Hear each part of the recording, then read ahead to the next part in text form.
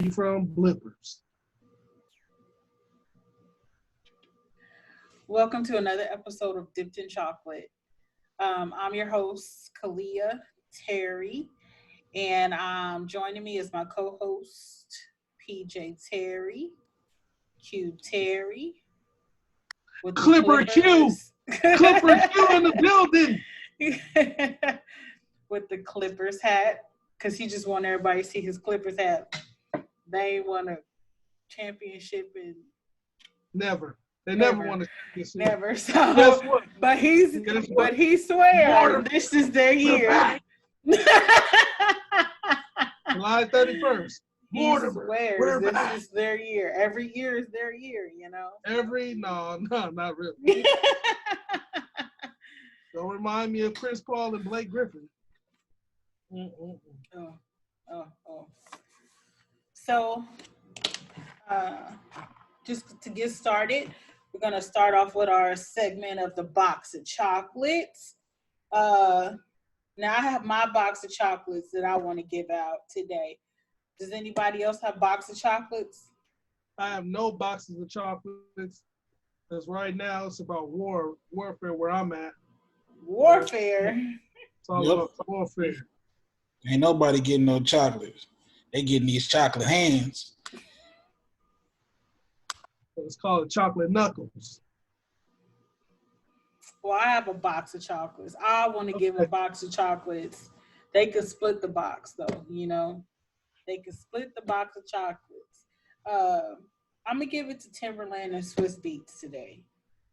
I'm going to give it to them just solely based on their verses that they do on Instagram. And the reason I chose them is because there's so much crap going on right now in this world. And sometimes it can be overwhelmingly too much in the world of social media.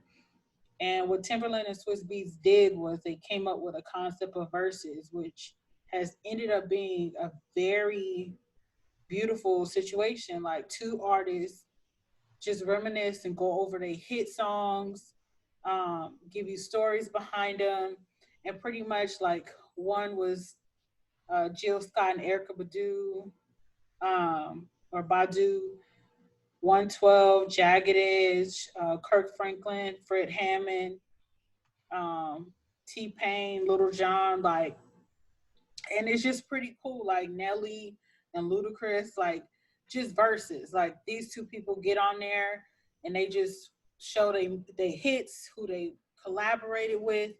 And I mean, honestly, it's just sometimes it's a very great escape from everything that's going on. And just seeing, it, it's just pretty cool. Like I didn't realize how freaking stupid T-Pain was until I seen his verses. I was like, this dude is hilarious. Him and Little John, that was the best verses that I seen. It was hilarious. Like he was like down in his basement, but his basement was like, there was like a bar, and Little John had like his spin tables, his turntables, and it was just like T-Pain was partying all by himself. Like it was hilarious. Yeah. It was crazy, but it was so much, like I stayed up till like 2 a.m, like this was so much fun. And I wasn't even there. They was there by themselves. So like it just was a cool little situation. So anybody who want to check out any of the past versus battles, you can go on Instagram, not Instagram, on YouTube, and there's a lot of people who post the battles. But hats off to Timberland and Swiss Beats because they really did come up with a great escape for people to uplift our culture and just give us a good time. So I really appreciate that. So that's where my box of chocolates go to this week. Nothing big, nothing major. They can split the box, but that's it. All right, congratulations to Mr. Swiss Beats and Timberland. I've been listening to, I actually went on the Timberland spree the last few days ago, just listening to Timberland stuff, and I was getting into some of that Genuine. He got a long list of stuff. He got Justin Timberlake stuff. He did some stuff on everybody's album. You name an artist, he's probably done a song with them. Today I just remember a song he did with Snoop Dogg. I'm like, man, I remember this song. This was Timberland. S and double G, the double the G, D-O double Z. I was like, Snoop Dogg. I was like, that is Timberland. He has a classic sound. Personally, if I'm going to choose between Timberland and Swizz, I'm going to go with Timberland because I like more of his songs. Like, Swizz had a good little run with the Rough Riders and that, you know, late 90s, early 2000s. He had a good run, but Timberland was kind of rocking in the mid-90s all the way up until, if you want to go recently, he probably got some stuff out there recently that I haven't listened to, but he's still continually knocking out songs. He even had that one little spell with, what's that show that nobody watched anymore on Channel 11 with Taraji? Oh, Empire. Empire, yeah. Well, that show is off now. Not to shoot on Empire, but yeah, it kind of fell off super hard. So he had a stint with them where he was just doing all the music production for that entire season before they moved on. So yeah, I agree. That's a good box of chocolates. Pete, he like I'm asleep. I'm gonna need you to wake up. I don't have no box of chocolates. Okay. All right. All right. What is the next segment? What the fudge? Oh, what the fudge? What the fudge? So Okay. what the fudge? Do you got a what the fudge? Because I have several what the fudges, but I'm on. Just rapid fire on your what the fudges, because since you know I'm not a social networking person, I don't come across too many what the fudge situations. I got what the fudges.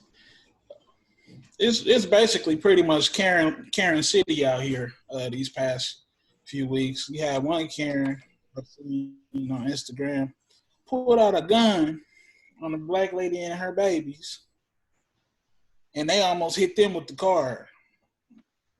And the black lady was like, "Bro, you almost hit me with your car backing out." And the lady hopped out, pulled a gun on her. Talk about back away from my car. Back away from my car. Then you had another Karen that pulled a gun out on protesters. Yeah, it was Ken and Barbie.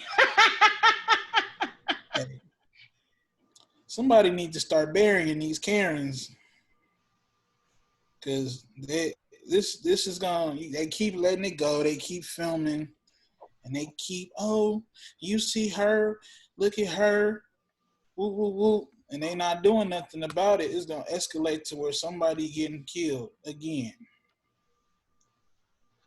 This time not by police, but by Karens. I mean, but I just watched. I was watching the news feed, talking about COVID-19 and all the other stuff, and then they brought up this certain. And I was reading an article about Tesla and how their numbers is through the roof, even in this certain situation. And I'm like, if this many people went out of jobs, who the hell is buying Tesla?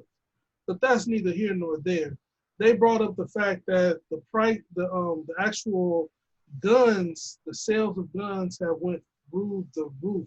So you have a lot of people out here who have, a lot of people qualify for guns. I mean, I can go get a gun tomorrow. It's just, people are just running out there buying guns, and they don't even understand about gun safety. Some people don't even know the own laws of their states and also laws within the counties to where they're using these guns or having these guns on their person. She got arrested. If you, in something like in LA is really strict on gun control. I mean, only city that's probably, or area, county that's more strict on gun control is probably New York. So we have a very strict gun control out in LA County. Since I moved to San Bernardino County, it's different out here. And I'm just basically 30 miles away from LA, 40 miles away from LA. So just by having those different situations, people open themselves up to a lot of trouble by not knowing what they're doing, where they're doing it at, because they just went out and bought a gun because they qualified for one. Guns don't kill people, people kill people. So what's your what the fudge, Clea? Well, I've seen my what the fudge is police related, but I did see a video yesterday about a white lady who she worked at a hotel, the Hilton Hotel, and she went and called the police on this black lady and her 2 kids for swimming in a pool.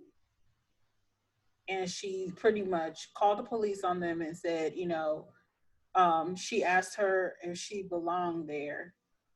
And she said, yeah, I belong here. And she showed her the key and she called the police because that wasn't good enough. She wanted what room she was in. She wanted all this other stuff. And so she's like, why do I have to tell you all that if I showed you my key? And so she pretty much, and then the cops came, and then the cop, he wasn't in her face, but he was saying little stuff under his breath. Like, if I get called out to a call, then I'll deal with it how I see fit.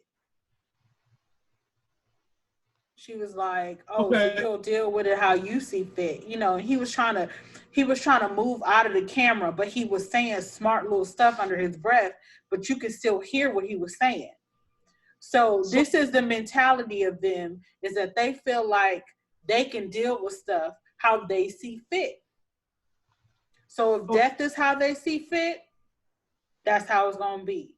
If, arresting you is how they see fit, that's how it's going to be. But that's the mentality, of what we're dealing with. And so even though, like, my what the fudge was like, if she showed you her key, why is this an issue? My question is, who are you to talk to me and get away?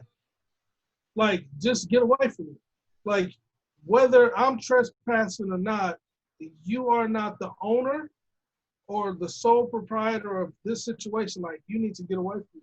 Like, stop. Don't ask me no questions. I'm not talking to you. I don't have to talk to you. And that's what she said. And then she called the police. Yeah. That's all you got to do. And then the police ended up running her plates on her car, the black lady's plates, because she Why are you running my plates? Exactly. Why did they even know where her car was? This was at a pool, right? It was at a pool. So, the pool is always in the back of the hotels, So the way the pool was is that you could see her car from the pool. Okay. So her car windows were down and she was in the pool.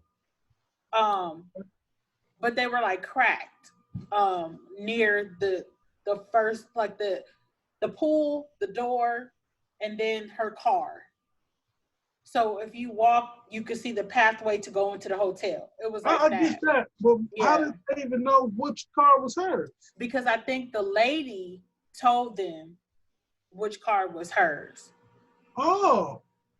So she pretty much told them, like, she said, you guys are always in the pool and don't belong here. And she was like, who is you? Like, you people are always coming in here and, and you guys don't belong here. But she was pretty much saying, like, people come into the pool that don't be at the hotel, I guess, swimming. And she's like, but the fact of the matter is, the manager, or what was she? Who was this white lady? She wasn't even the manager. She called the manager on the phone. Okay. And, it was just a really stupid situation to begin with. And the cop was just like, to me, it's kind of like, if she showed the key, the cop should have just left. Period, point blank. But for you to stand there and antagonize and say little dumb under your breath, this is the stuff that they like to do until it gets out of hand. Yeah, that's what they want. They want to bait people into doing something. Yes, they baiting people to do stuff. We're gonna bait you into fighting. We're gonna bait you into whatever, so we can then put charges on you for assault. Or resisting arrest, or battery to a cop. You can't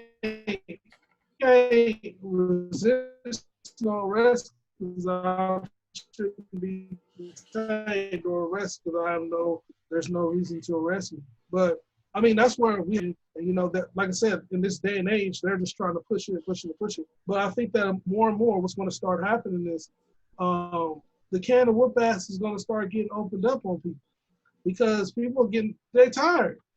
Like people are going to keep pushing these envelopes, and they'll come across some people that's just they with the shit.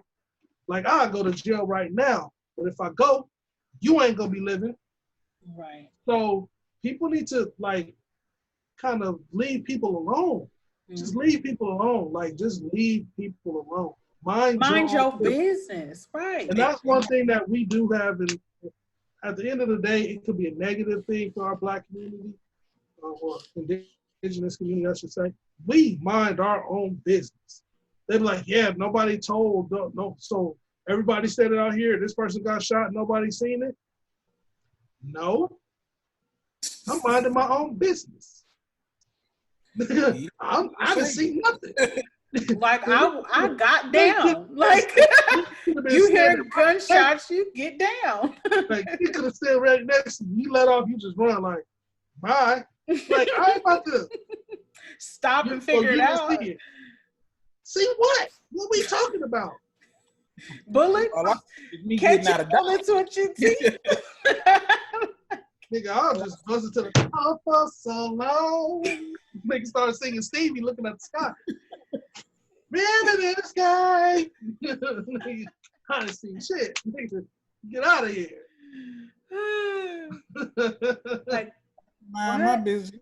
What did you say? Huh? Oh, you didn't hear nobody yell? Huh? I ain't never seen nobody with drugs. I ain't never had nobody with drugs. What happened? Yeah, drugs. Oh man, a lot of people ain't gonna get that one. That's Tommy. That's that old Tommy Davidson. Tommy. You don't know how funny Tommy is, man. Tommy's funny too. All right, so what's the next segment? Hold on, I have one more. Well, you have one more. I have one more. This one more with the fudge. It's a with the fudge, but it's not even a funny with the fudge. 3 police officers in Wilmington, North Carolina, were fired after their department discovered a patrol car video of conversations containing violent racist comments about Black people. Officials announced this on Wednesday. Not all Black people are like that, according to the summary. Piner replies, most of them. Piner tells Moore later in the phone conversation that a civil war is coming and that a civil war is coming and that he's ready. Piner starts speaking about martial law and says, we're gonna just go out and start slaughtering them fucking niggers. I can't wait. God, I can't wait. Moore responds that he would not do that. Piner says, well, I'm ready, according to the summary. He said, Piner tells Moore that society needs a civil war to wipe them off the fucking map. That'll put them back 5 generations. So pretty much, then he said, I was just venting. Who said it's gonna turn out like that? He said, just wipe them off the fucking map. And that'll put them about 4 or 5 generations back. Okay. That's cool, but I'm glad he said that way. Yeah. So, because the sad part about that is, right now, white people are at a negative birth rate. And once you go negative, you can't go back. So since they can't go back, no matter what y'all do, your great grandkids probably won't be black, won't be white. That's just what it is. Unfortunately for you, unless y'all start screwing each other and making some little Riri babies that wear helmets everywhere. Not the Riri, don't say Riri. I'm sorry, but that's kind of like the long and the short of it. That's what they're going to have available to them is, I mean, which way you want to do it? Because at the end of the day, y'all can try to kill as many of us indigenous Americans as y'all want to. But at the very end of it all, y'all will never reverse the way it's going. And that means y'all are not going to be here past another 75 to 100 years. It won't be just white dominant as they're trying to portray, even though the world is not white dominant. It's not at all. I mean, the world has more melanin people in it than white. Period. That's just fact. So, I mean, I guess a lot of our, Spanish community, they want to consider themselves white, but they're not. They're not. You're melanated. Once you have melanin in your skin, you're not white. So, I mean, white and black is a status thing anyway. Because if you can be as black as the night, and you can check white off because it's a status thing. It's not about a race. So white is not a race, and neither is black. But we have so many uneducated white people out there to where they just continue to perpetuate the dumb shit. So it is what it is, man. I'm hopefully during this planned genocide that he has, he goes out there, he's all super copped up, and he gets a bullet to the noodle. Like at the very beginning of whatever this is, he won't live to see whatever happens. And that's the long and the short of it. Like you saying that you want this whole civil war, but you don't know where you're gonna fare in this war. Right. In war, there's casualties, right? There's casualties. So who say you gonna make it to see this wiping out of all these black people? He think he's white supremacist or something. I don't know. But like, the expectation never meets reality. I don't know what he said. He just said, you sound like Zappa Rogers over there. What did you just say? He should have been like,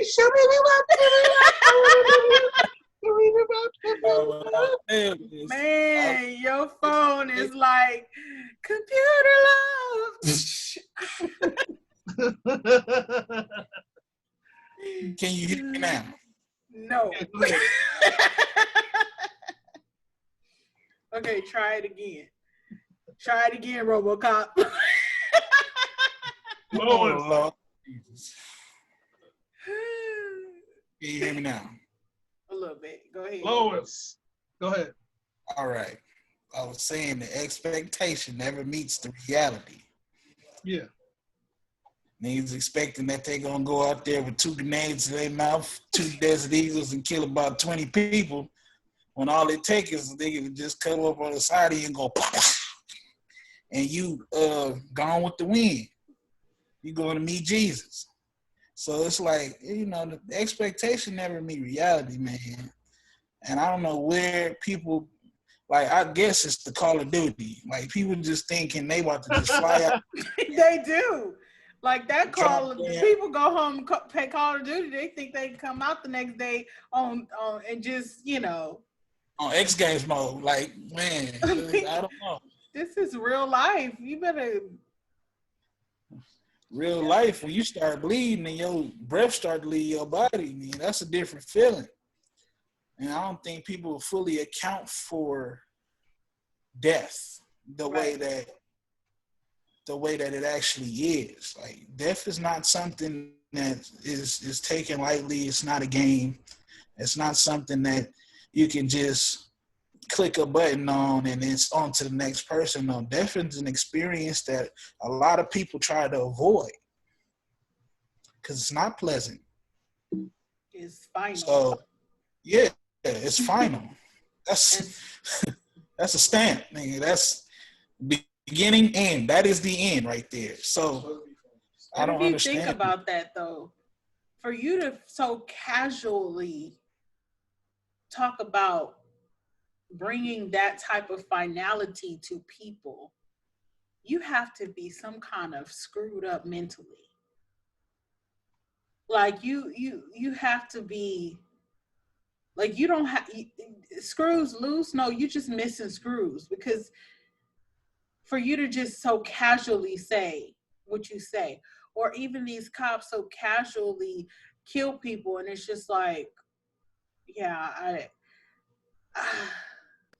yeah, I'm gonna go pick up my Oreos at Walmart, but I just killed somebody. But I'm gonna go through the store and pick up Oreos and go shopping for snacks. It comes down to this. When you are in a position like that, to where you're white and you're a official at that point, police officers are officials of the city. So when you have that, when you're empowered with that type of power, death and killing somebody with no repercussion doesn't affect you. The only way that can affect you is if the same were to occur to you, directly or indirectly.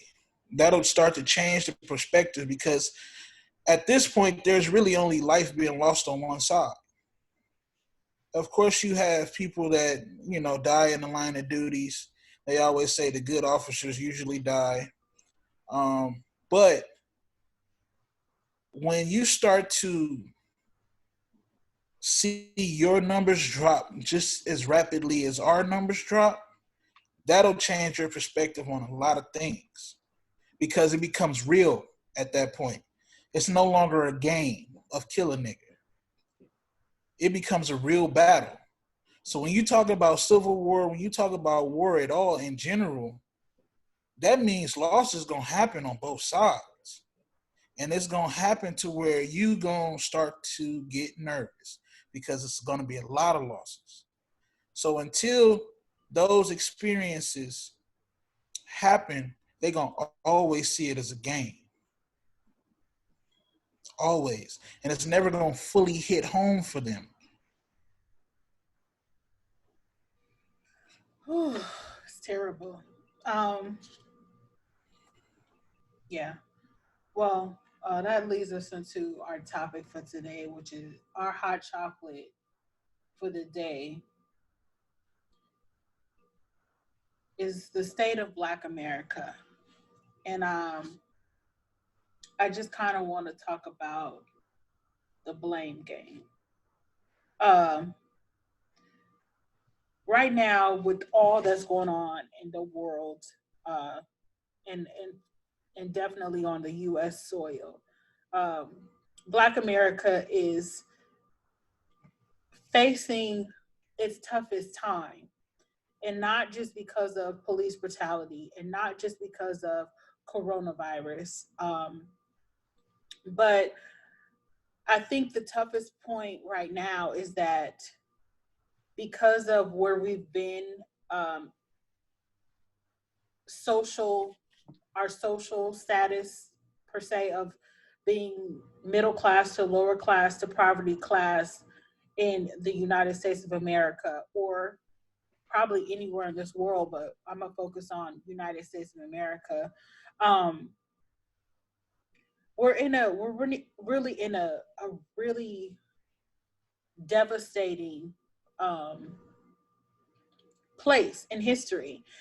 And the sad thing is that we can point fingers and say, oh, it's the KKK, oh, it's the left, it's the right, it's the middle, it's the police, it's the, it's slavery and what we've been through.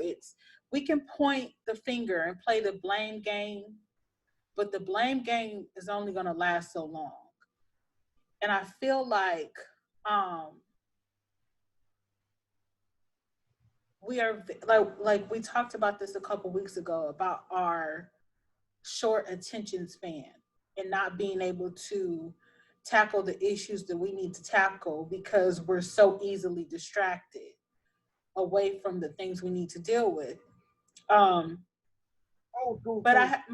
my first question to y'all is, what did our ancestors have that we lack? Because our ancestors, when you look back on these pictures and you see even our roughest moments, we were put together. even our roughest moments, we were dressed to the nine. We were becoming homeowners. We were becoming, business people. Like, this was our ancestors. They were closer to slavery than we are. Does that make sense? Like, they were closer to slavery than we are at this moment. And yet it's like they were coming into a better economic status than we're going in right now. So I just kind of want y'all opinion on, because this is just my thoughts about what I'm seeing. But I just want to know what y'all think about that. My opinion, I could be wrong, but I think it's the psychology of how we live today. There's been a big play and a big separation of two-parent households, which plays a lot into the psyche of a kid, because you're only getting one part of a lesson instead of the whole lesson growing up in single-parent households. Also, access to resources, and as well as the psychology of capitalism. Psychology of capitalism in Black America is the get money by any means. That leads to, and when we talk about by any means, especially in resource impoverished areas, that means selling drugs, robbing, any means, illegal means. So at that point, when you start to do stuff like that, psychologically, you start to devalue a lot of things in life. You start to devalue life itself. And I believe that our ancestors didn't have that type of devaluing of life. They had their families intact. They had a struggle that was common. It wasn't, oh, some people made it. It wasn't, oh, we grew up in this area around certain people, so we feel okay. Or, oh, I didn't have nothing, so I got to get it how I live.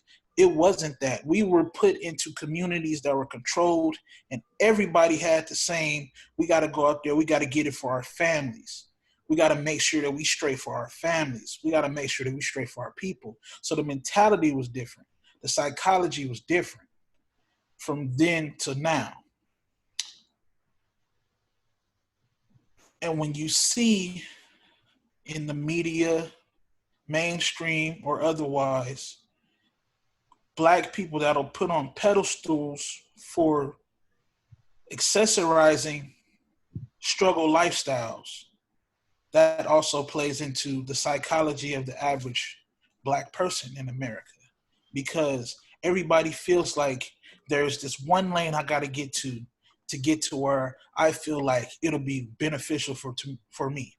So I got to start rapping. I got to start trapping. I got to start playing basketball. I got to start playing football, because that's the only way I can personally see me becoming successful in my own skin, because I'm an entertainment piece. I'm not a human being at that point.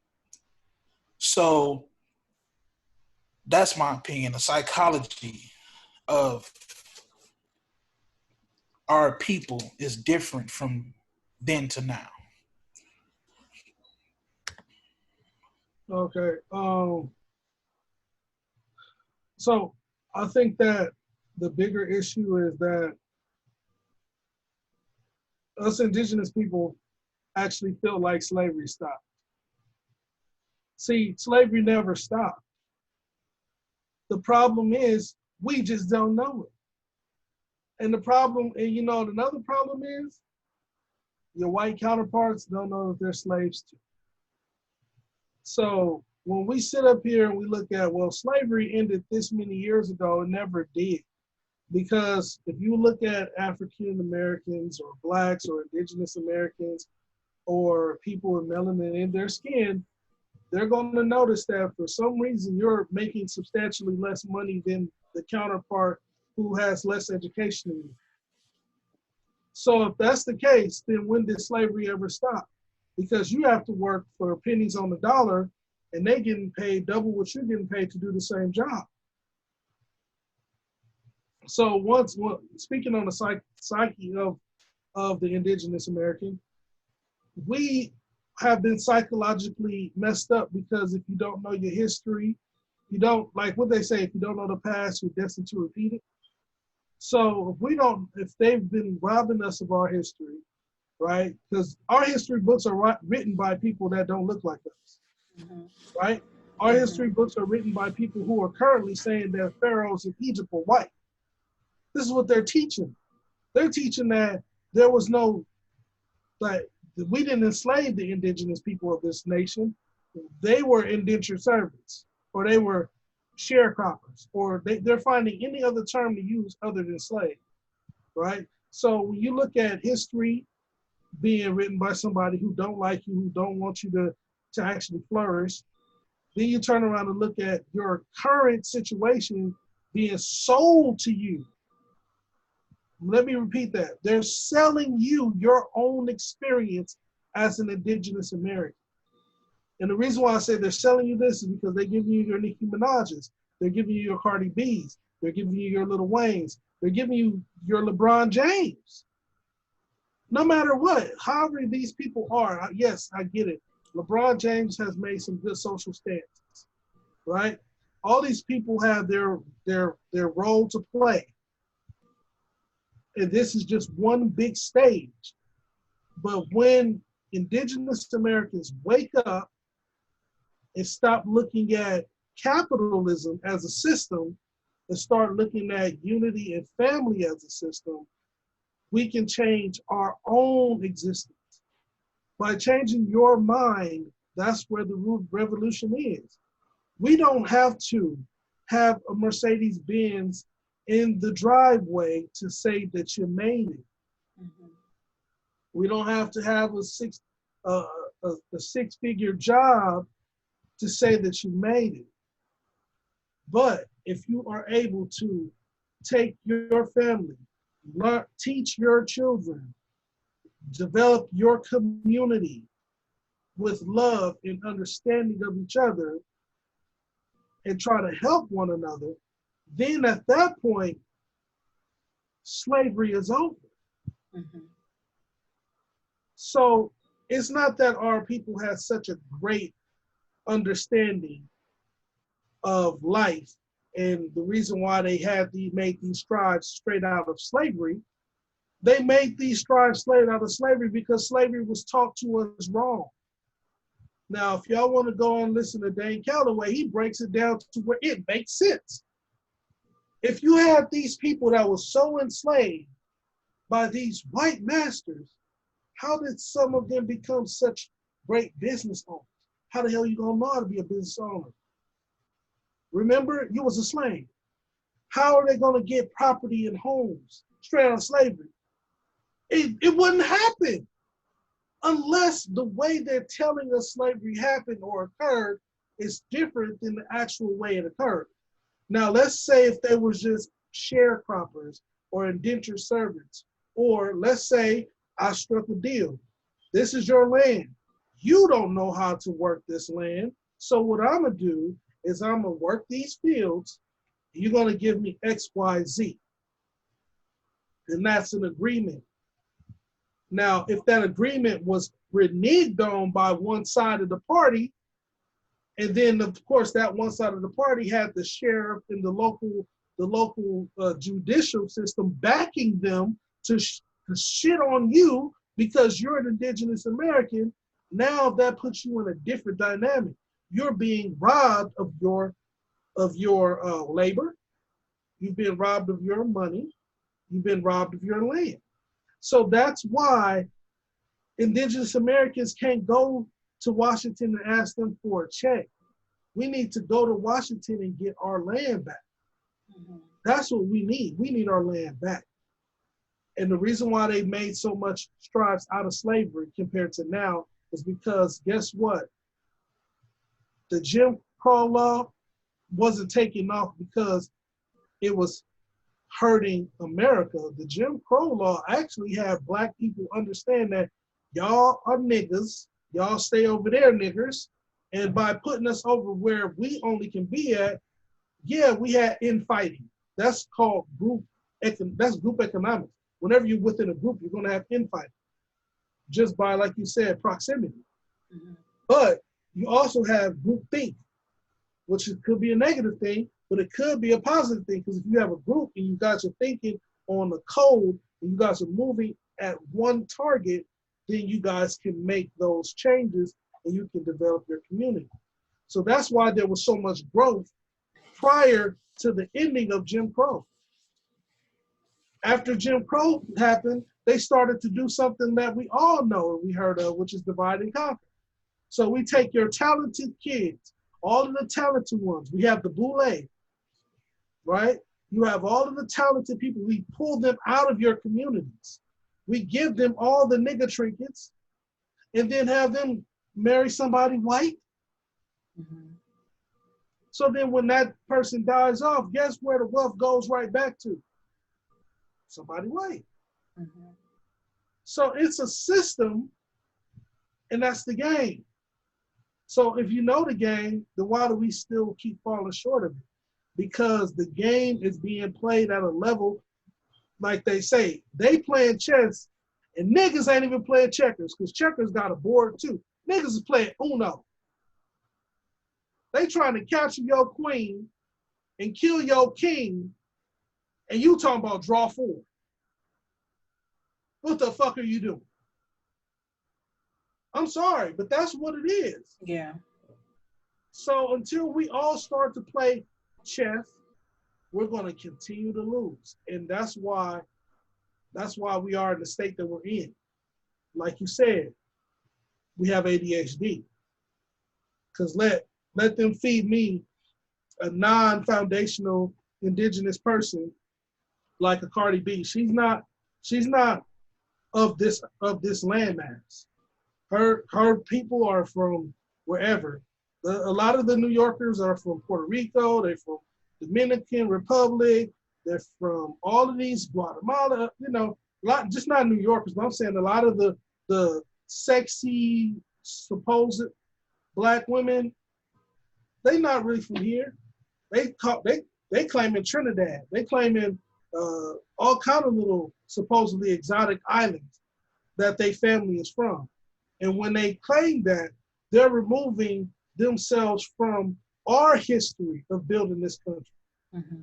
So yeah, keep claiming that, because if we can stay locked in and focused, us foundational indigenous Americans, and we get reparations, all of those niggas who was claiming that they was from some island, like, no, you don't get none of these reparations, because this is for those from this landmass whose parents were enslaved.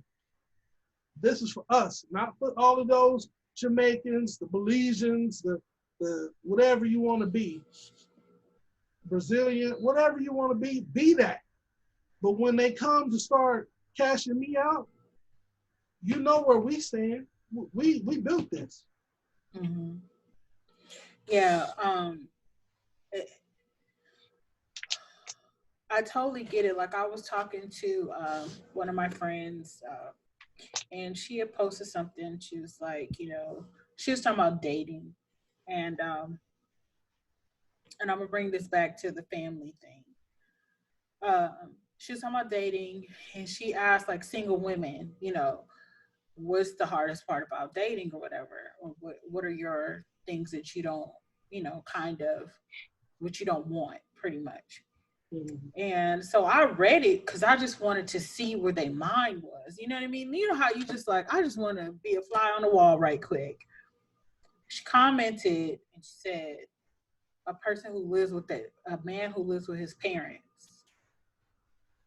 is the reason why, you know, she's not married or whatever. And I just chimed in and was like, that's not a real reason, you know. And she was like, you know, and then she kind of blasted me, like, says a married woman, when I asked single women, a married woman telling me that, you know, if you want to settle, that's your business.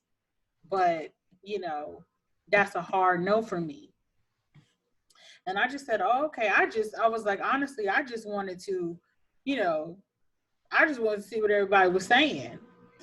But deep down inside, like, I kind of was like, really? Because you asking single women with single problems, not asking a married woman with a husband, which is what you're trying to get. So I don't understand, like, your logic. You know what I'm saying? Like, it was one thing that you told me years ago, and you were like, you know, pretty much pick from your level, right? So if you are 40 years plus, still looking at those as issues, that's the problem to me. Because at this point, why are you laughing? I'm serious though. This That's person not even 40 years old or older. 40 plus. Okay, listen. I'm laughing at the person who has a mindset that a man living with their parents is a hard no. Yes. But wait. That, I think that's Whoever this nuts. person- I think that's person crazy. is, I hope they see. I mean, forward them the video so they can hear what I'm saying. If you 40 years old or older, I'm looking directly at the camera. I'm looking at myself, my own. I like the wait, before you say that, I like her. I like her a lot. But it just kind of threw me. First of all, her response to me. It's not about like or dislike. This is just about I'm just letting you know, like, I don't have a problem with her. I'm just saying this was the scenario. I'm not trying to I mean, you can like her. She can be an awesome person. But sometimes we need to be spanked. And right now, she needs to be spanked, all right? And not in her sexy fantasy way either. This is the chest fight, okay? Listen, you're 40-something years old. Your amount of, let's say, desirable men are getting smaller. Your window is getting smaller, because every single damn year, there's an 18-year-old young girl, fresh out of high school. There is a 22-year-old young woman, fresh out of college. And guess what they need? They gonna want a man who have all of the stuff that you're talking about. But guess what? Titties are still firm, ass still right. And guess what? You're in your 40s. She can be fertile. I can have children with her. You, on the other hand, maybe not.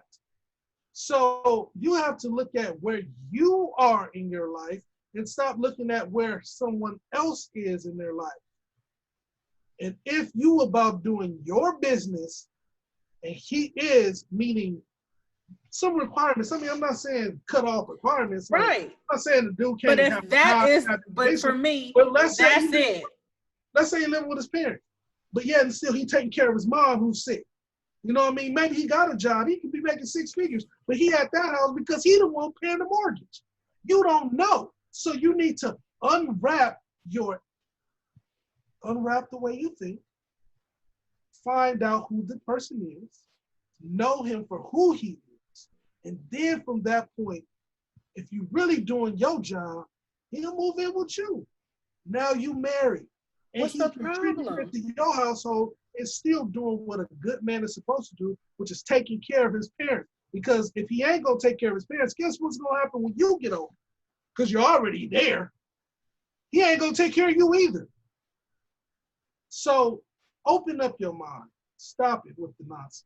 Because to me, okay, so the reason I said I'll bring that back to the family is I feel like these little things we are making these little things so big to where we're forgetting or we're missing out on so much more, because that right there is your reason for not being in a relationship with that person or not dating that person. So it's like, how do we build families, and how do we get back to building families and building wealth and building, a future for the next generation if we can't even get past the simple he lived with his parents or not? Like, to me, that's And I get there's a mentality, but again, yes, learn the person, know the person, but that really shouldn't be a reason for you not to get to know the person or not to date the person or not to be in a relationship with the person. um I don't know. And it's a capitalist psychology. If you ain't producing what you, if you ain't, if you ain't keeping up this appearance that you got your own, if you ain't keeping up this appearance that you balling, a lot of women, whether young or old, feel a certain type of way about that. Could be a person that's working every day, working hard, probably going to school, working 2 jobs, and they might get overlooked because they probably driving a Toyota Corolla and staying at home with their parents or their grandparents. Or they might get overlooked because they may have their own place, little studio or whatever, but they on the bus, getting everywhere they need to go. But they working hard, they providing for themselves and their life. But since it's not meeting this quota of where somebody else feel they should be in their life in order to mess with them, you get these type of situations. Yeah. It's a hard pass for me. Oh, okay, for sure. I get it. I don't understand it, but I get it. I would like to say that when it comes to that kind of mindset or that kind of thinking, it's not to tear that person down, but I just wanted to say that sometimes we're not looking at the numbers, we're not looking at the data. You guys want to follow, I drop people that's on YouTube all the time, like Dan Calloway, Tariq Nasheed, Zoe. It's a guy named Antonio Moore on Tone Talks. He's on YouTube as well. You can go to him. He brings up the data of Black America, of us indigenous people. And I don't know how a woman, if she wants a Black man, okay, this is only if she wants a brother. She won't want us. She want a nigga. She said she want a nigga. Okay, that's that track. Taking back to the day. But if she wants a dude that looks like us, a Black man, the numbers are against us. Number-wise, you can go down how us having jobs, our unemployment factor, education-wise, we don't have education. Also, when you look at incarceration, homosexuality, we look at all of these things, and then median income, once again, like I said earlier in our conversation, you have a Black man to make half or, 25% less than his white counterpart, right? So then you start to look at us and what we can and cannot bring to the table. And it's like, well, once again, going back to what I said, we need to look at us building our community, not looking at having a Mercedes-Benz as a reflection of success, not looking at buying a home or something like that. That's not a state of success. A state of success is mentally being able to build with somebody within love and building a community. So, and however that may reflect. So with somebody who has that mindset of thinking, she's not willing to build with anybody. Because if you're, why would he want to be with you if you're not willing to build? Like you're not investing nothing into this. So I don't know, man. She needs to look at the numbers. And that's like I said, if she wants to get, let me try to do that. Yeah. That's if she wants to get with a Black man, per se, for lack of a better term. But if she's just looking for a man in general, she can run the gamut, and it depends. I don't know how she looks or whatever, but you gotta also, you can't be trying to box outside your weight class. You know what I mean? Like for me, I'm a big dude. I'm only so tall. I only make so much money, so I'm not going to necessarily say, let me go out and try to get me a Hollywood superstar woman. But in my mind state, I know I feel like I can get any woman because I feel like where my mind is, I don't care that you are Hollywood status. I don't care about your status. I don't like, because most of the women out there are stupid. I'm sorry to say, like, they're kind of stupid. So, like now, I'm not in the field anyway. I'm just saying, for sake of conversation, like you have to have a certain level of consciousness, blackness, reality. You got to be somebody based in reality for you to honestly build with somebody who's real. Now you can build a whole mansion on quicksand with a fake nigga. He gonna tell her whatever she want to hear, and it ain't gonna be real. Because guess what? I always tell people, cheating is a rich man's sport. So if you want to get you a rich man, go ahead. See how happy you're gonna be, because he's gonna be about his money, he'll be about his business, he's gonna be about doing what he wanna do, whether it's gonna hurt you or not. Sad to say, I mean, I don't know too many loyal. It's hard to find some loyal dudes, period, let alone a loyal rich nigga. Like a loyal rich nigga? You know how much panties is dripping down the street for a rich nigga?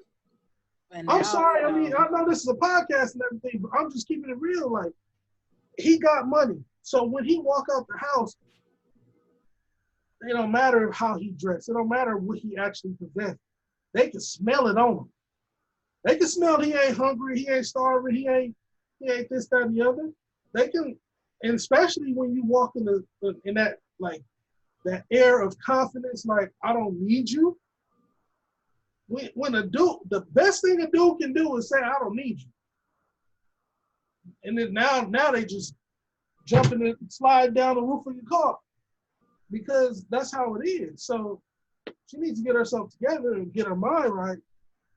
I just felt like, I mean, she said it as though, and I kind of, I guess, took it as like, you can't talk. But okay, maybe I can't talk, but I can talk from a standpoint of, I disagree. I believe you have all the right to talk. You ain't even been married a year yet. You said so I don't. Right. You have the right to talk. You haven't been married a year yet. Right. So I don't know. I just felt like for me, it was just kind of like, well, yes, I'm married, but I'm also building. And that's the standpoint that I'm coming from, is like everything, we didn't get married with everything established. We didn't get married with houses and cars and this and that. We got married with living in a room, like we're roommates. Bump people parents, like try strangers. Like, try strangers. Like we living with Jose. I don't even right. Like, I don't even know this person. Cold in there. I don't even like the way it smells. Exactly. We literally, you know what I'm saying? Like, so, it's like you talk about it, but I'm like, man, we used to have, we wouldn't put our drinks, our Minute Maid in the refrigerator because we didn't know if it was going to be there. Minute Maid in the refrigerator. So we would, You gotta put that in the refrigerator. Hold on, wait. We would have our cooler in the room, and we would buy an ice bag every night to make sure we still had our stuff when we got back. Damn. Because they have been drinking it? Because you just didn't know. You know what I'm saying? You just didn't like, know. You can put your name on it. They be like, so I mean, all you gotta put a few pubic hairs in there, and they be all right. We not gonna drink it and coffee. That's nasty. Anyway, but we started. We came together, and now we have a beautiful apartment. Like we are doing very well for ourselves. We not hard up for anything. We doing good. We okay. You know what I'm saying? And then as we grow, we will get better. We gonna buy a house. We gonna do what we need to do. But at this moment, from where we came from to where we are now, I can tell you this much: being married has benefits.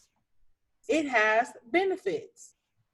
But if you think that them living, First of all, if you trying to get married, why do you care if they live with their parent? Aren't y'all gonna build something together anyway? Why is that even a big deal? Like, to me, that was my standpoint. Like, that's why I said that's not a reason. Come with something better than that, because I met my husband. We got married in less than a year. So what did it matter if he would have been living with his parents? We got married. Like, what does that mean? We cool.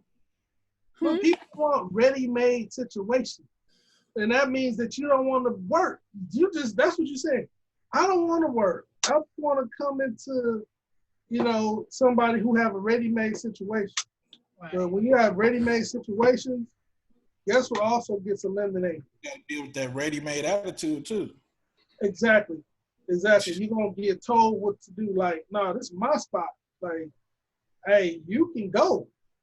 And now you're like, but, no, ain't no buts.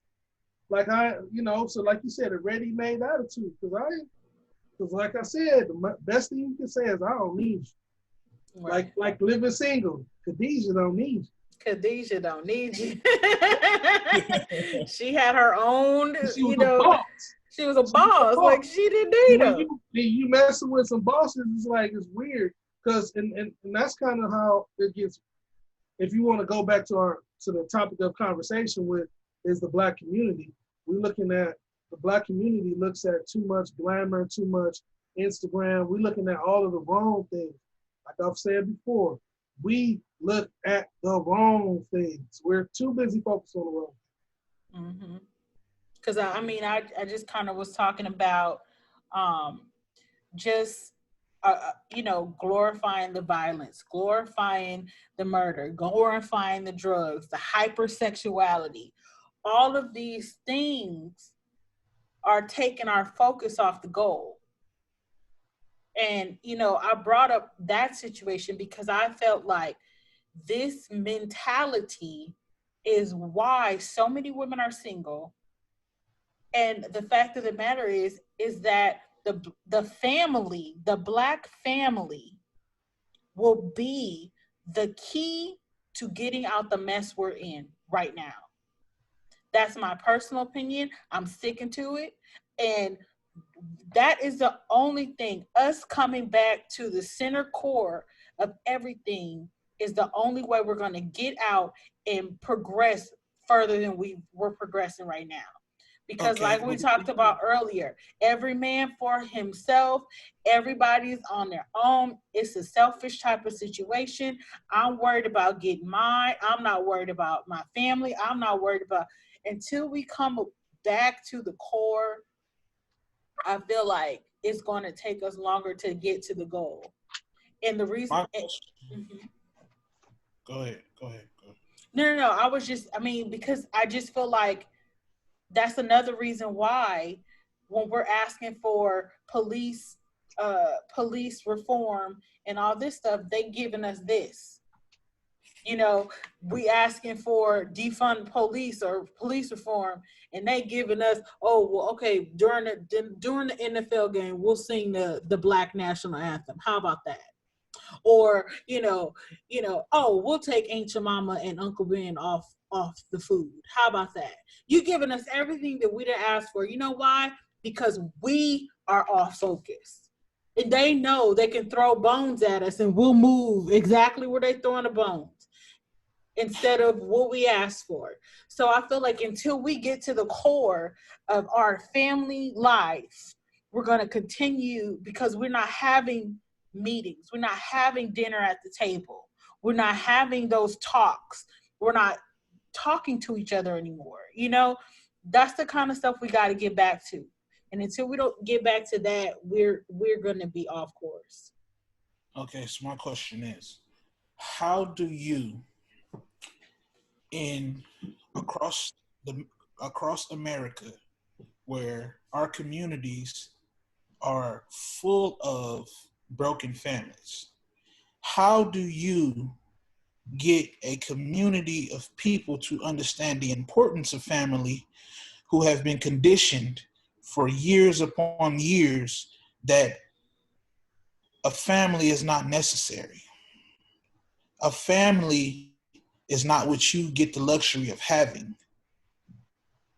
The Black community has more single parent households than any other community in this world. So at that point, and I'm talking about single mothers, the dad has been taken from the home a long time ago. So how do you get a community that is built upon that at this current day to understand the importance of family and community when there is none?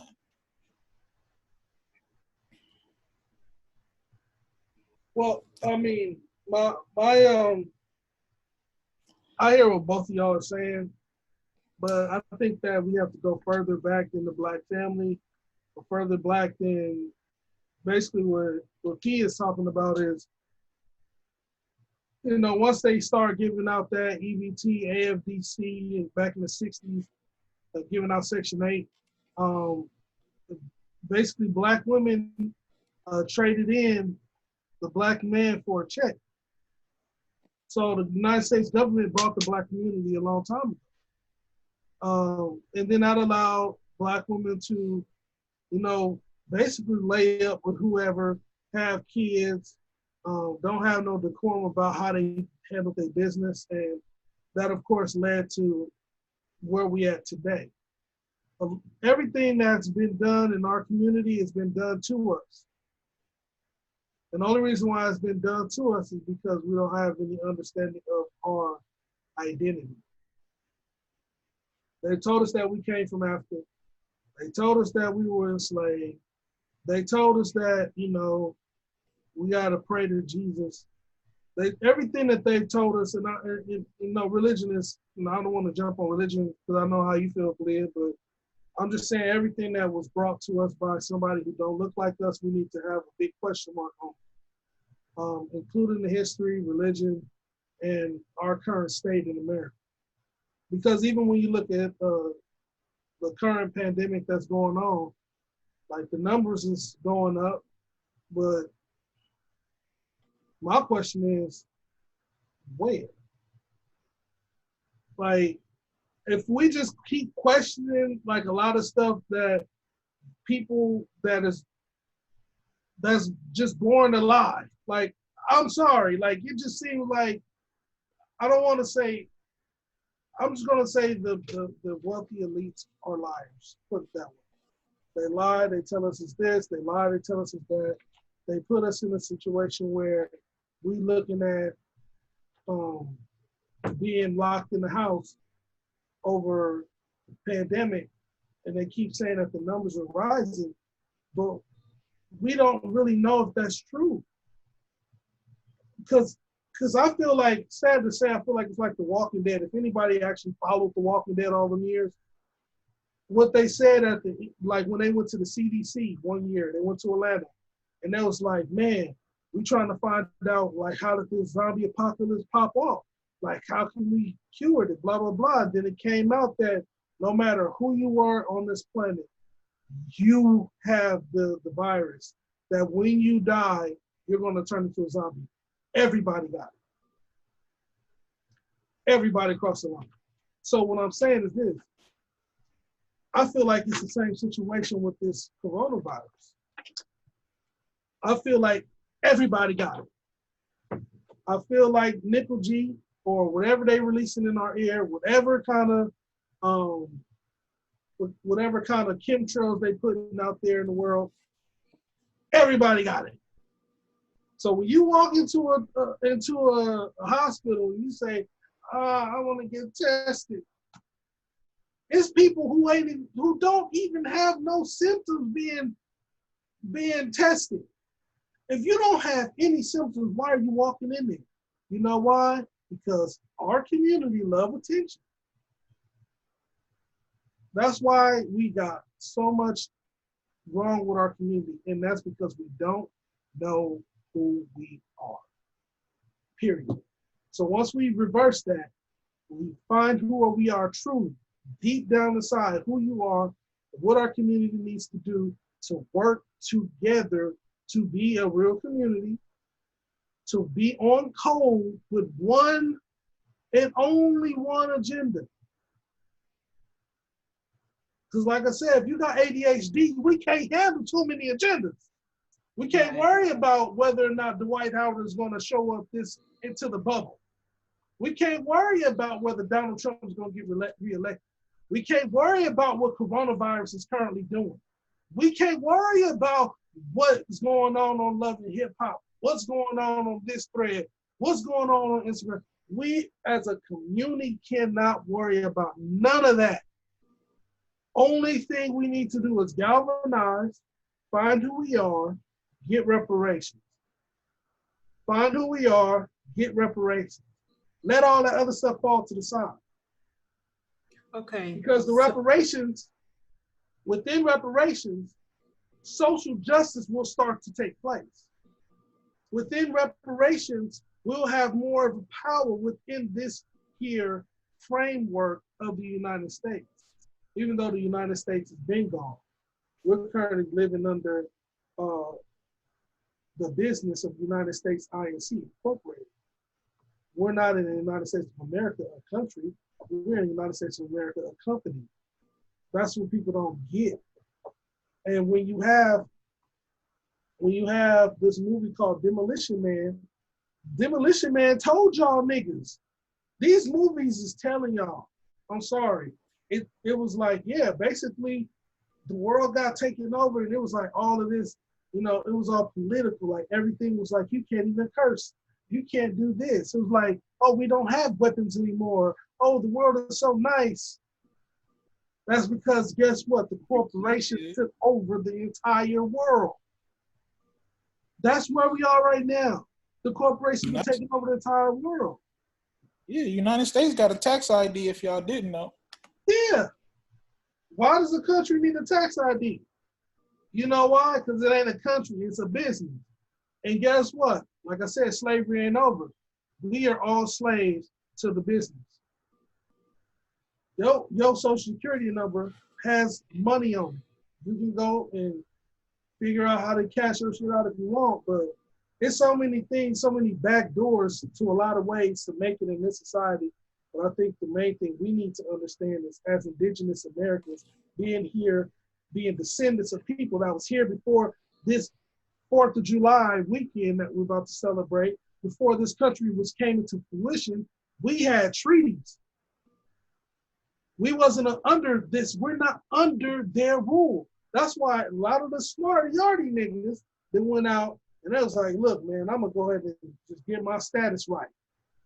Because if I get my status right, your court of law don't have just like how if you go to an Indian reservation and they Indian reservation like, hey man, your laws don't work here.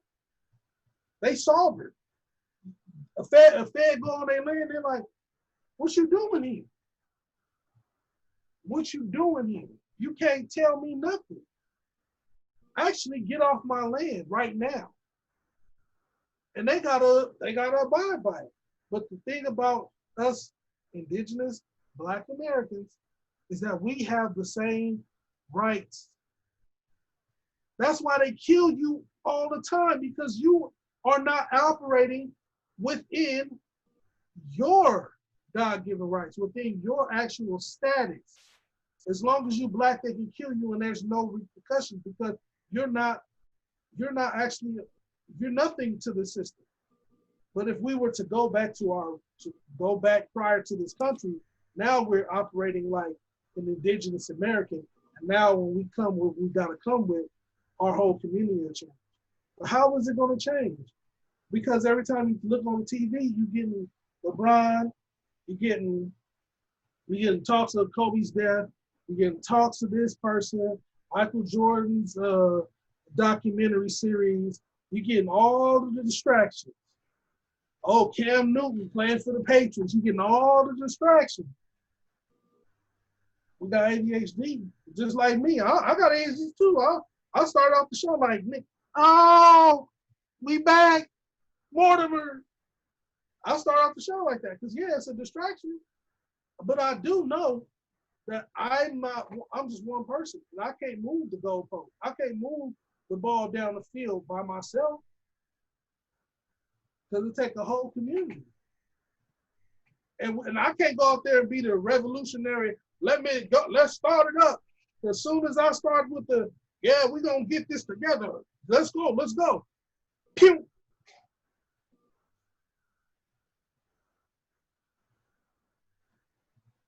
You can't have one person. It gotta be more than one. Because if you do one, you get done. Malcolm told you, the Aborigines. That's what he said. Y'all don't even want to be called what y'all are, Aborigines. That's what he said. So we can go on and on and on with this subject. It's sad that because we're so in so many different places, it's hard to become single-minded when you just so many, different. Everybody wants to be a free thinker. Sometimes being a free thinker does not help the cause, and I think that's it's okay to be a free thinker. I'm not saying to think like other people. That's not what I'm saying. But too many thoughts create confusion. You know what I mean? That's what I'm saying. Just have one goal. There's too many thoughts, too many outlets. Yeah. We had one major civil rights leader where you had two to choose from. You can go Malcolm X route, violence, or you can go Martin Luther King's route with nonviolence. That was your two options. You didn't have any options outside of that during those times. And so you had the Muslim route or you had the Black church route. That was your two options at that time. Muslim or Christian? No, I'm talking about the Nation of Islam. Yeah, they're Muslims. Right. They're Christian. Or the Black Pentecostal church. No, that's Christian. I don't know. Black Muslims or Christians. Or and Christians, Yeah, both. I thought you were talking about. I was talking about the Black church in general, because the Black there's church, a lot of different. Christians. No. The problem with that is, once again, just like you said, there's too much distinction. What's the difference between a nigga at the Greater Ebenezer Baptist Church of Mount Zion versus the Apostolic versus the lower the Latter-day Saints? They all reading out of the Bible. They all Christians. They all believe in Jesus Christ. They're all, and even with the Muslims, Muslims, Judaism, and Christianity is all coming from Father Abraham. Yeah, how many? So at the very end of the day, all of them niggas is practicing the same faith. Right. Regardless, see, they just so. Then that's what I mean. Like I was telling people the other day, one thing, and I know we going down the slippery slope with this religion thing, but I personally feel like Christians are some of the dumbest people in the world. And the only reason why I'm saying that is because the way that it's like you have to be almost, and I'm not trying to, like I said, I'm not trying to go down the slippery slope with you. I'm saying in general, okay? In general, built into this religion is a little bit of ignorance. Because when you come at anything with logic, the answer is faith. When you come at anything with questions, the answer is belief. So, but when you actually start to break down the definitions of the words we use, like when you say faith, what are you saying? When you say believe, what are you saying? Now, I am not saying that the results of belief and faith and prayer and standing on Christianity, I'm not saying that it don't work, because it do. But only thing I'm saying is we need to find out who we are and get locked into what our ancestors practice, because whatever they practice was closer to the form of God versus the version that we're getting now. I'm not saying that Christianity don't work, because I believe as a man thinketh, so is he. So if you believe in Jesus Christ, he will reveal the blessings to you. He will give you what you ask for. Only thing I'm saying is, if we are Aboriginal, if we are indigenous to this land mass, what did we practice prior to being brought this book by somebody who was enslaving us? If we get back to that, would we be able to transform our community through prayer to our particular God? Would we be able to transform our community? And I believe that we would, because now we're practicing something that's more geared towards us and you and your kids and your ancestors. But the only thing is, we don't know what that is. So we have to unveil that. We have to go searching for it. Once again, I'm not going to be the leader for no movement. I'm just sitting back asking questions, but then I'm going to keep going to work every day. I'm going to keep trying to be better for my community, for my household. Charity started La Casa Homes. Well, I'm going to, I'm going to wrap it up with this. My question was, is racism an excuse for mediocrity and laziness at this point? And that's what I'm gonna wrap it up with, because I feel like when we talk about all the issues, and again going back to the state of Black America and the blame game. Do I believe racism exists? Let me start by saying yes, I do. Do I believe in, that there is white supremacy exists? I do believe it exists. I believe it's a mentality. And I believe that the system is set up from the mentality of it. But at the same time, I'm starting to feel as though racism is an excuse for mediocrity and laziness. So my question to you guys is, do you feel that way? Or do you think so? Or answer that, and then we'll wrap it up with that. I guess I'll go first, because, following after Q1, I just can't do it. So, in my opinion, I always separate personalized actions from a systemic problem. So, mediocrity and laziness usually comes from a defeatist mindset that was birthed from systemic problems. So lack of resources, getting indiscriminately murdered, not having a full learning environment to develop these what do you call them, habits, to develop these habits of being a hard worker or being extraordinary. And it comes down to what you want to say earlier, is not knowing your identity. If you don't know who you are, how can you ever be extraordinary? So I have to, in order to bring those together, you have to separate them. You have to see racism for what it is. It's a system put in place to make sure that you never succeed in life. And that's the best way I can describe racism.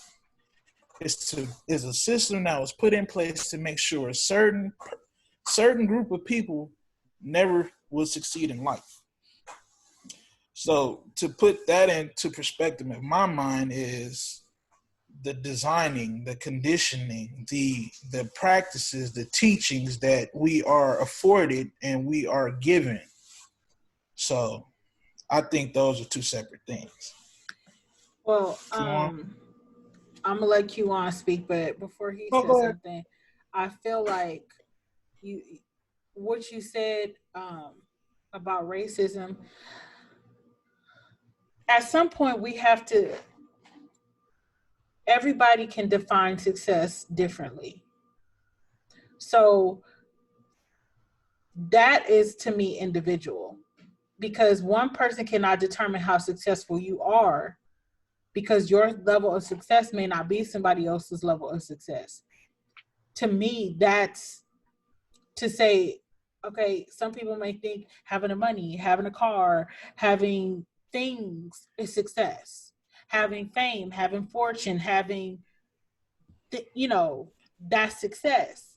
But some Yeah, people may be saying, for one person it may be, man, I didn't know I couldn't have children and I had a child, and they feel like that's successful to them, raising their child, whether a single parent or married, and their parent and their child going to college, that's success to them.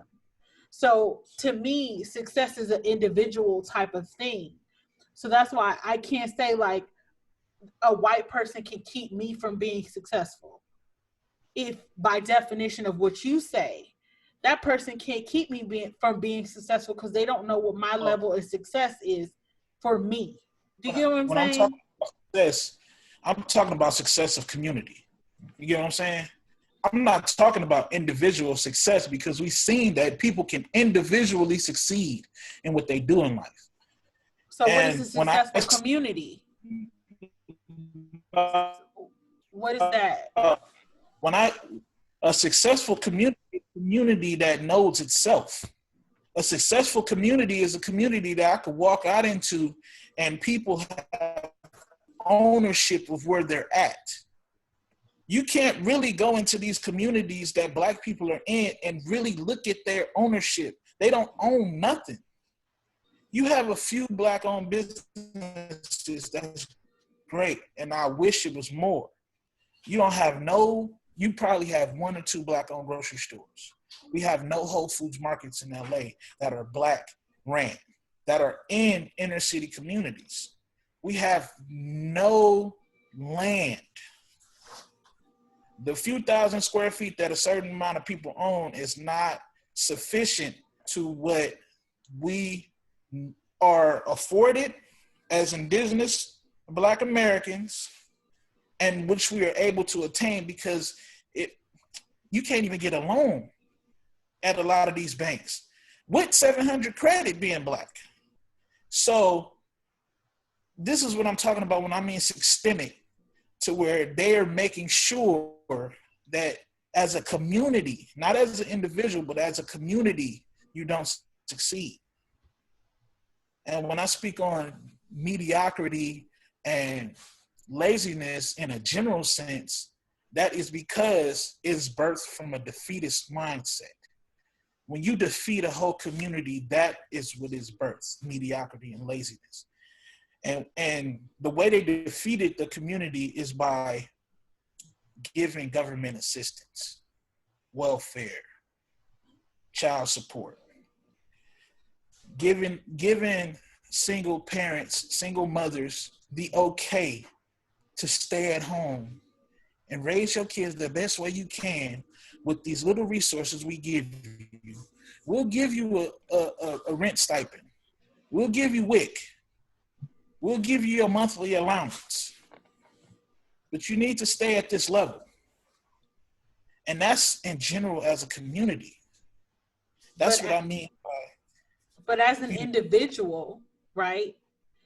A community is made up of individuals. So a community of people is so literally made up of individuals. Of people that are going through.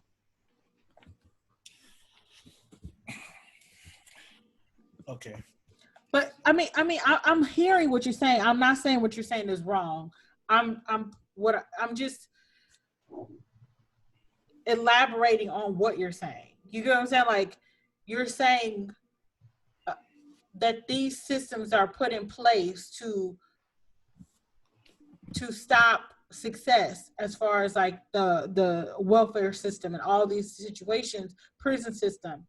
What I'm saying is that a community of people are individual people. An individual has to decide, I am no longer going to go welfare route. I'm going to, before you get off welfare, you can look for a job. I mean, really, welfare don't pay you. You could probably make more working at the grocery store than even on welfare. So that's what I'm saying, like, as far as laziness goes. So this I mean, yeah, in some senses, the laziness, that's what I'm saying. It comes full circle because you have laziness that is stemmed from these programs. You know what I'm saying? Like that gave them an excuse to sit at the house, is to have that option. So you mean to tell me I can get money from having my kids and being a single mother? Yes, you can. So, and then of course you have those people that are going to work regardless. But what I'm saying is, as a community, when all you have is to either work for someone or take money from someone, you don't have any ownership. You have what we give you. That's what I'm talking about. You don't have these options. A Jewish person can go right now and get a business loan straight from another country. They're not even citizens yet. But a person that was born here that has this skin color can't go get a business loan. Systemic racism. So my whole thing is just like, yeah, everything starts at the individual, but we rolling behind the 8 ball because everything you are as an individual is already 10 steps behind the next individual that don't look like you, like I was saying. Kiwan, what's your thoughts?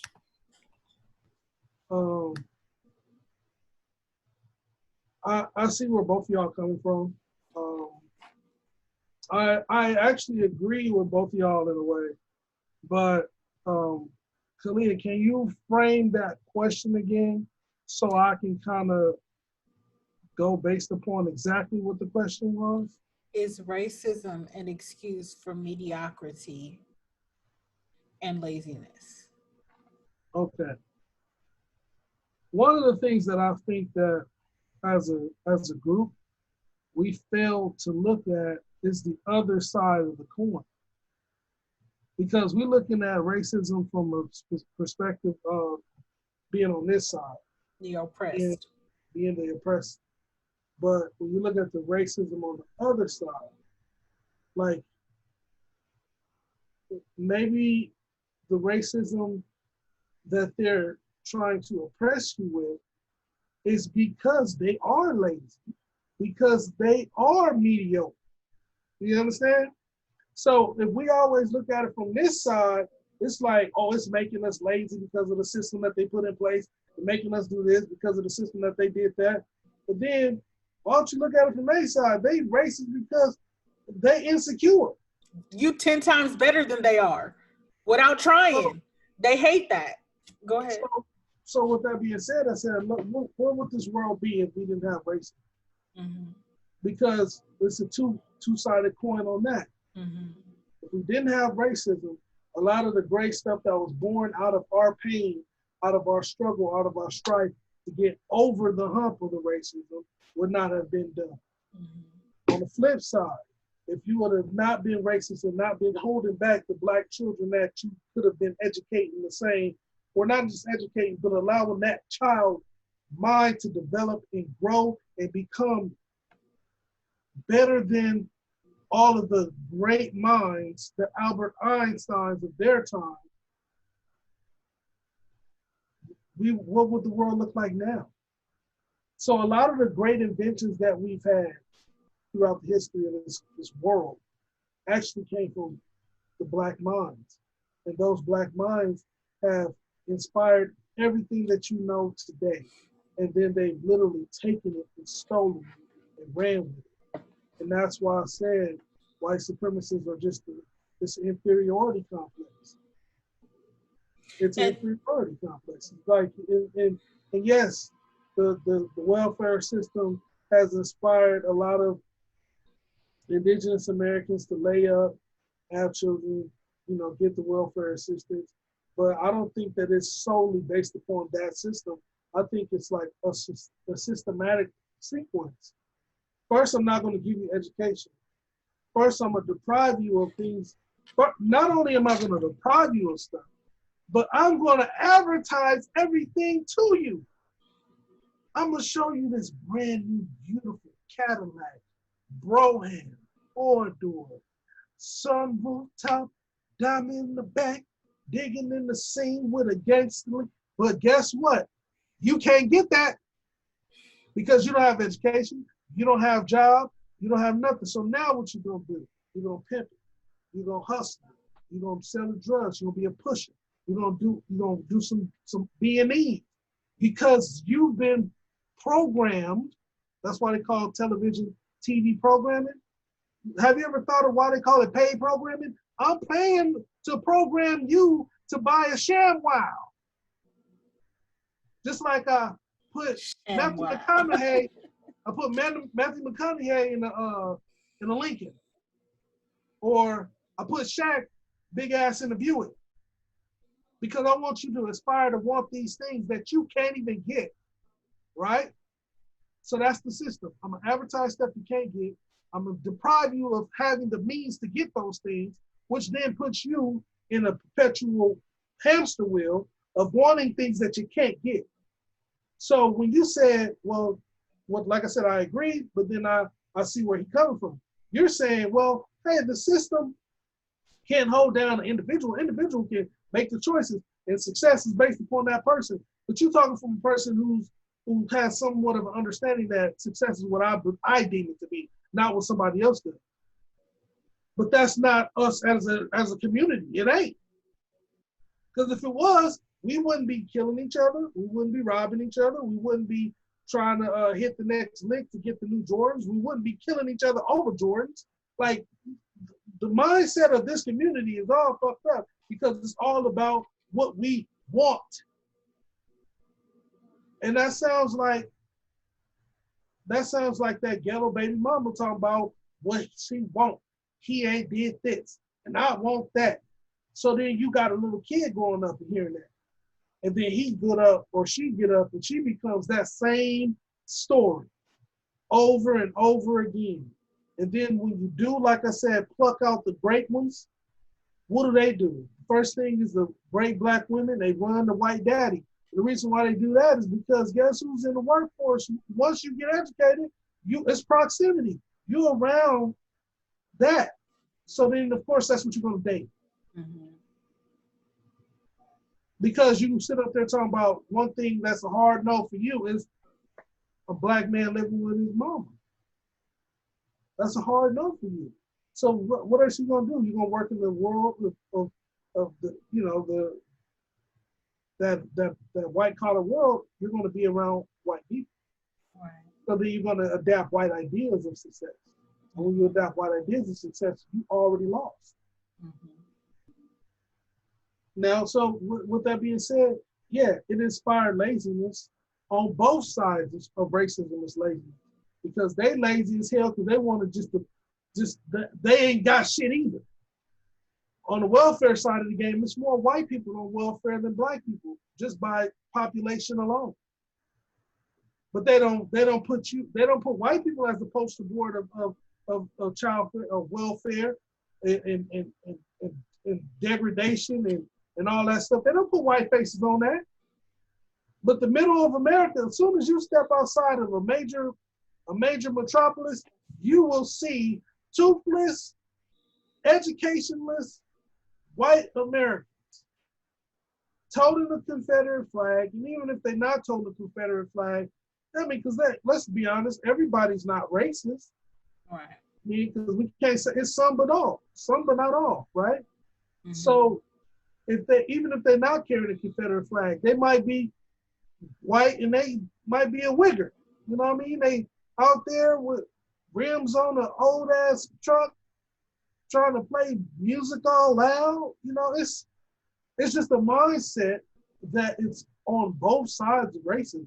Mhm. I'm going to hate on you because you are the reason that the country is the way it is, and you're the reason why me and my white people alike are not successful because of you.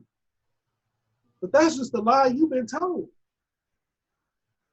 Because they're gonna tell you it's us, and then they're gonna tell us it's you because we've been divided and conquered a long time ago. And if you go back in history, they tell you, I think it was the Beacons Rebellion against the whole thing. That's when they came up. I don't know if it's Beacons Rebellion, don't quote me, but it's a point in history where the indentured servants that came from England, because they were just rounding up people from the UK, from Europe, all over. And they're like, you want to go to jail? We want to go to America and build it up. We want to. Then it was like they got so cold with it, they were just throwing people, homeless people on the street. Man, get on the boat, go over there and build it up. So then now you had a whole bunch of them, right? A whole bunch of those people that came over here. They were kind of indentured servants. They were slaves. And then they was working with us, the people that was already here, indigenous Americans, working with us. So then eventually we looked to ourselves like, hey man, this ain't right. Right, this ain't right. So then there was a rebellion. So then the elites came up with okay, let's do it like this. Since they look like us, we're going to give them some set-asides. We're going to make it to where they're over them. Mm-hmm. Mm-hmm. Now this story making sense now. Mm-hmm. It wasn't that I didn't have land or they had the land. No, they made them over us, so they became our overseers. Mm-hmm. And if you go any Princeton study, any Stanford study, any Harvard study, they tell you the dynamics of when you have an overseer. They do all of these studies. They probably even have them online where you put somebody in prison and you make the other group of prisoners, but they was all friends before they went, and after a week they tripping on their own homeboy. This is the homeboy that be giving you his last top ramen in the college dorm, but now that you over him, you about to beat him over the head with a billy club because you said it's lights out and the nigga don't want to go to sleep. So that's how it happened. And that's how it's been happening. And so racism is the way that they divided, they conquered, and there's laziness and there's mediocrity on both sides of this damn coin. Yeah. And that's why I say, like, I what I mean by we 10 times better is our brains know how to make something out of nothing. We're problem solvers. That's our nature. But like I said, that's because of the system creating that in you. Right. Just like this white supremacist dude I used to work with, he claimed he was reformed, but you ain't reformed, nigga. You just white supremacist. That's what it is. It was like one of the literatures that him and his white supremacist buddies always, he was like, the reason why all of you guys are the best at basketball, you guys are bigger, faster, stronger, is because of years and years of basically weeding out process. Like, if you guys were the ones working the fields, you guys who were doing all of this work, eventually the ones who was weak didn't get to mate with the other women. So they always took the buck to mate with the other women. So now you get that same genotype, big ass niggas like me and him, who's stronger, faster. For us being as big as we are, we shouldn't be running this fast. I'm just being honest with you. I'm about to be 40 years old, and I could probably line up with a lot of young niggas in Birmingham at 300 plus pounds. It's just genetics, because we were genetically predisposed over all of that time of just slave creation, having buck breaking, having the strongest, fastest, And it wasn't necessarily the smartest. And I'm not gonna say he wasn't smart. I'm just gonna say he was a buck, so he did what they made him do. Right? So, and that's just what happened. So now genetically, of course, when you get pinned down, your mind is going to find a way, because that's one thing about any living thing. And I'm not talking about humans. I'm talking about any living thing.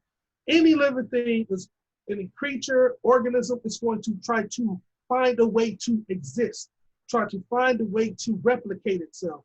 Like when your cells die, it tries to regenerate. Everything on a cellular level out here is going to try to regenerate. And that's why we have children. That's why we have children, because we just regenerated ourselves. So my kids are stretched all the way back to the beginning of time of us, just like we are. We are the descendants of something that happened so long ago. And we just keep regenerating. That's what we do, because we're a living organism. So of course we're gonna figure it out, because that's what we have to do. Just like the guy in the article that you talked about earlier, how he said they can't wait till they just abolish us all. They're gonna figure it out, because as we're going to figure it out to survive. That's just how it works. That's just nature. So I don't see how you're gonna wipe us out without wiping yourself out, because we're all humans. Right. But go ahead. Well, I totally agree with all of that. I feel like it was a great conversation. I think we touched on a lot of it, and it comes back to, you know, at the end of the day, like we have to stay single-minded, focused on a singular goal, and the singular goal, until we get to that point, we're gonna keep running in this rat wheel, called life, going round and round and round, still going in. The history is going the same over, repeat, because we still have not found out the singular goal. I feel like with Martin Luther King, his goal was civil rights. We got the civil rights bill, and his life ended at that point, because that goal was completed. Now, the effects of that goal is still in progress now, but the goal for his life was completed. Does that make sense? Which was the Civil Rights Act, right? I mean, but I'm not saying that they didn't kill him. This is not what I'm saying. I'm talking about purpose fulfilled. I know the purpose was fulfilled, but I think that it's deeper than that, because I think that even though you could say his life's purpose was to get the civil rights thing going, I don't think that was the life's purpose for him. I think his life's purpose was to open up the eyes of his people, open up the eyes of all of the Black Americans. And the reason why he was killed is because after the Civil Rights Bill stuff started to happen, started to make the leeway, he started to make the statements that needed to be said and that needed to be taught to the Black community. Mm-hmm. And those statements is what got him killed. Because this niggas like Jesse Jackson and Al Sharpton, them niggas are still walking around here with them damn perms, saying whatever the hell they saying and not getting us to where we gotta go. Right. When Martin Luther King said, "I think I've integrated my people into a burning house," that was a problem. When he said, "When we gonna come when he said that the white people have undergirded the white, that the United States have undergirded the white community with our wealth, basically bringing people from Europe and giving them land grants, giving land grants to Europeans that ain't even from this landmass. Mechanizing our farms, that's what he said, our land. Mechanizing our lands, undergirding their economic base with our shit. Mhm. So he said, when we coming for a check. After that speech, pew, Right. that's it. And that's why I said I ain't gonna be out there giving these kind of speeches to nobody, because then it's gonna be pew. It's funny because I had a question down here, but for some reason our conversation didn't go that way. But it was, are we chasing the unobtainable by fighting for equality? And so what you just said was the answer to that question, even though I never asked it. Are we chasing the unattainable by fighting for equality? And you said, Martin Luther King said, I've integrated my people into a burning house. And the reason I said that's the answer is because we keep fighting for equality. That may not be the answer to the problem. Does that make sense? Yeah. Like, The answer equality is not the answer. Listen. And as long as we keep fighting for that, we might keep going in that repeating of history. I'm gonna say something, and then this is gonna flag this whole system with FBI. Don't do that. Don't flag them. Hey, I want to say this real quick. Okay, then take your picture off. No, I'm joking. It's too late. Fighting hard for equality. We fighting hard for equality. We fighting so hard to be equally as fucked as everybody else. Uh-oh. We fighting hard for that. We need to fight better as a singular unit in the community. What did you just say? A singular unit? Fight to be a singular unit as a community. You know what you just said? What? That's what I was about to say. Oh. In the words that get you flagged by the FBI is separatism. Mm-hmm. And it ain't separatism. It's called We Are Indigenous Americans, because they don't call it separatism when it comes to the Native Americans that have their reservations, and the reservations is filled with poor people, and the reservations are not in the best situation, right? But they don't want us to get separate like that. Because if we get separate like that, look what we taking with us. LeBron James, the whole NBA coming with us, right? All of your entertainment's coming with us. All of your great doctors, lawyers, politicians, all of that greatness that's integrated into your shit come with us. So if we start talking that separate shit, then that's a problem. FBI don't like that. They call it BIE, which is Black Identity Extremists. But y'all can look at us for being BIE, but y'all still ain't investigated the Ku Klux Klan, who they killed and murdered indigenous Americans. They integrated, the white supremacists have integrated the police departments, and you know this. Y'all ain't did nothing about that. Y'all haven't done nothing about the white supremacists, but let us talk about being separate from the system in which you guys are killing us in. But that's don't even want us in, right? That's a problem.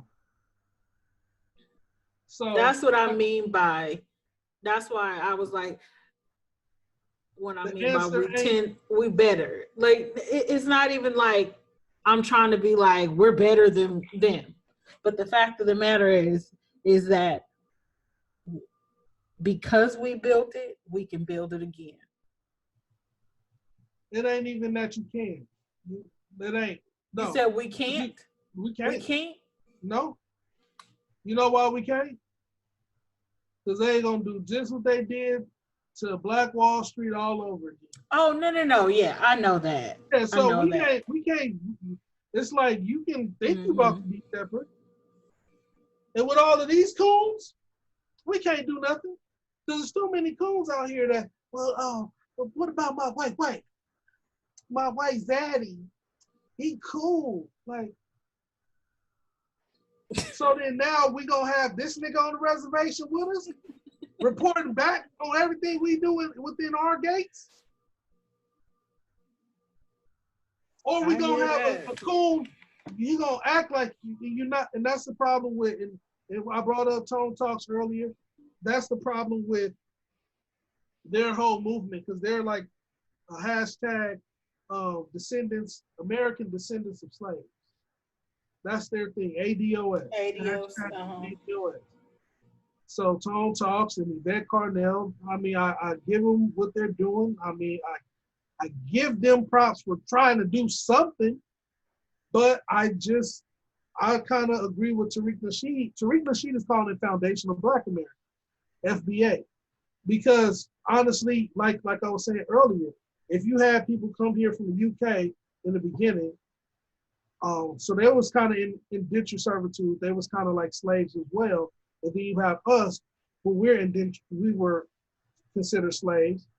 Now you got a whole group of people who are white, who can say, well, my family comes from the long line of these people, and they were slaves, so they should get paid too. So you don't want to call it American descendant of slaves. You can call it, well, Tariq Nasheed is calling it Foundation of Black Americans, but I think that we really need to get our status in line and really get our documentation in line for all of those who were a part of slavery, because I honestly don't believe that we came from Africa. I mean, everybody came from Africa, right? I mean, because that's where, according to the scientists, that's where the first humans were found. That was like the epicenter. That was your Garden of Eden, per se. And then through natural migration, we went all over the world. That's why in the deep parts of China, there is people that look just like me, if not darker, that's indigenous to that landmass. You go down all the way down to Australia. Australia is a lot of white people, but Australia is just like America. You had a whole bunch of white people come over there and do exactly what they did here. And all of the people that look, the Patty Mills for the Spurs, he's an indigenous Australian. That means he looked just like us. All of the indigenous is living in poor situations over there. I don't want to say all, but it's a lot of them that are living in undesirable situations, just like we are in America. And if they're doing that to us here, then we should know, look at Australia, the indigenous people are being treated this way. The indigenous people are being treated this way. Right now, we are being treated this way. So the Native Americans that you believe are indigenous, no. A lot of them are $5 Indians, which are white people that didn't have babies by a bunch of, because Mexicans, which at one point, this whole side of the country, California and all that, was Mexico, right?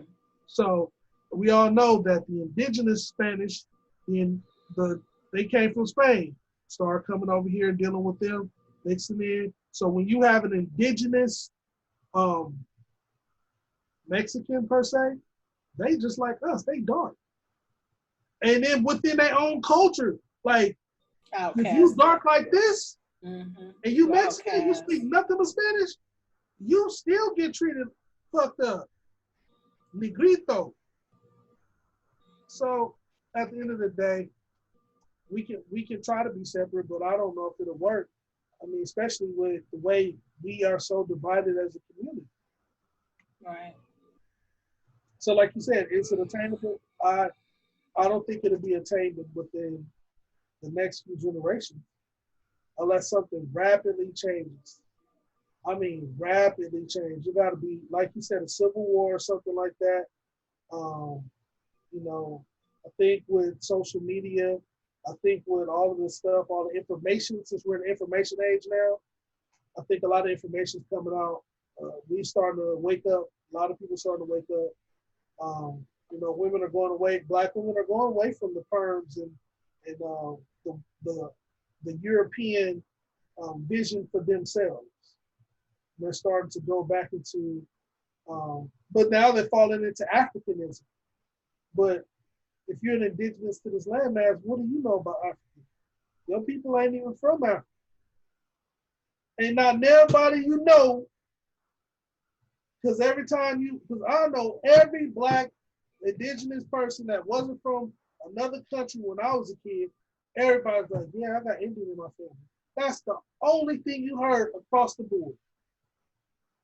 Everybody said that. Because it's true. You are Indians. All of us.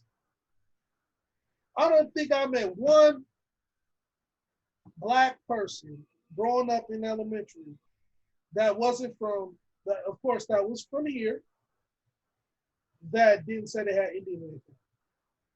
Every last one, including us. So, I don't know. Once we figure it out, we'll grow. I don't think it's gonna happen in this lifetime. All right, y'all. Well, that was a great episode of Dipped in Chocolate.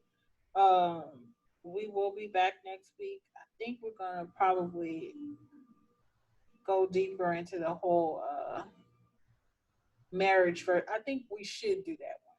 I think we segued it now. If we start with the mindset of marriage and singleness, then we can get into deeper of the family.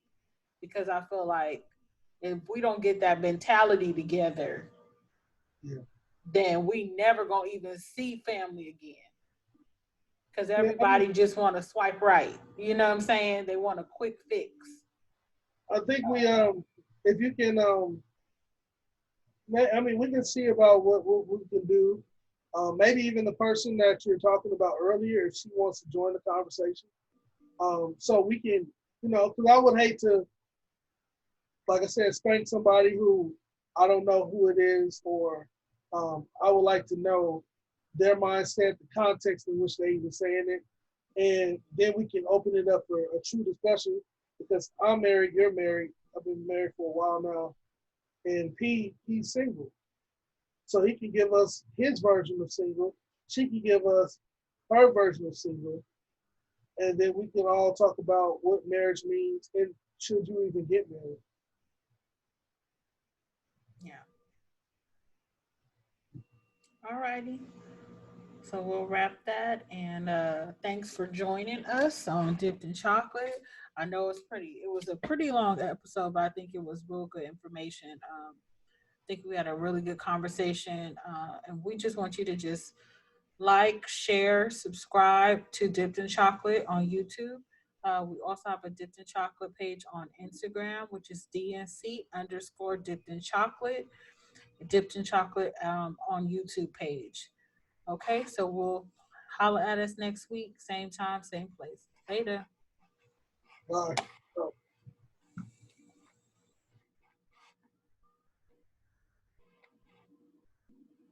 All right.